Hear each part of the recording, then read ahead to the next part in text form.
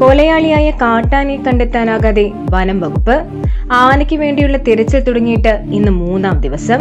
കുങ്കിയാനകളും നിരവധി വനപാലകരും കൊലയാളിയായ കാട്ടാനയെ കണ്ടെത്താനുള്ള ശ്രമത്തിലാണ്. 2 ദിവസം മുൻപാണ് ചൂരൽമലയിൽ സ്കൂട്ടറിൽ സഞ്ചരിക്കുകയായിരുന്ന ഒരു യുവതിയെ കാട്ടാന കൊലപ്പെടുത്തിയത്.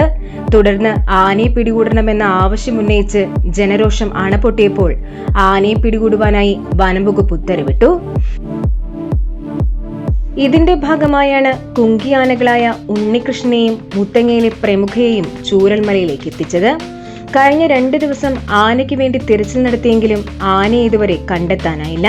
കുങ്കിയാനകളുടെ സാമീപ്യം തിരിച്ചറിഞ്ഞ കാട്ടാന ഉൾക്കാട്ടിലേക്ക് പോയിട്ടുണ്ടെന്നാണ് ദൗത്യസംഘത്തിലെ അംഗങ്ങൾ പറയുന്നത്. കാട്ടാനയെ പിടികൂടുവാനായി എത്തിച്ച പ്രമുഖ എന്ന മോഴയാന 1-ാം തരം കുങ്കിയാനയാണ്.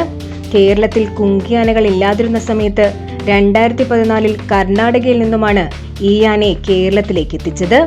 പിന്നീട് കുങ്കി പരിശീലനം നൽകിയപ്പോൾ ആദ്യമൊക്കെ ഒരൽപ്പം പേടിയുണ്ടായിരുന്നുവെങ്കിലും ഇപ്പോൾ 1-ാം തരം കുങ്കിയാനയായി മാറിയിരിക്കുകയാണ് പ്രമുഖ. 2ാമത്തെ മിഷനിൽ കാട്ടാനയോട് ചേർത്ത് നിർത്തിയപ്പോൾ പ്രമുഖ പേടിച്ച് 35 കിലോമീറ്ററാണ് ഓടിയത്. എന്നാൽ ഇന്ന് മികച്ചൊരു കുങ്കിയാനയായ പ്രമുഖയെ കൈകാര്യം ചെയ്യുന്നത് വളരെയധികം സൂക്ഷിച്ചാണ്. കാരണം പലപ്പോഴും ഇവൻ കാട്ടാനകളെ അങ്ങോട്ട് കയറി ആക്രമിക്കാറുണ്ട്.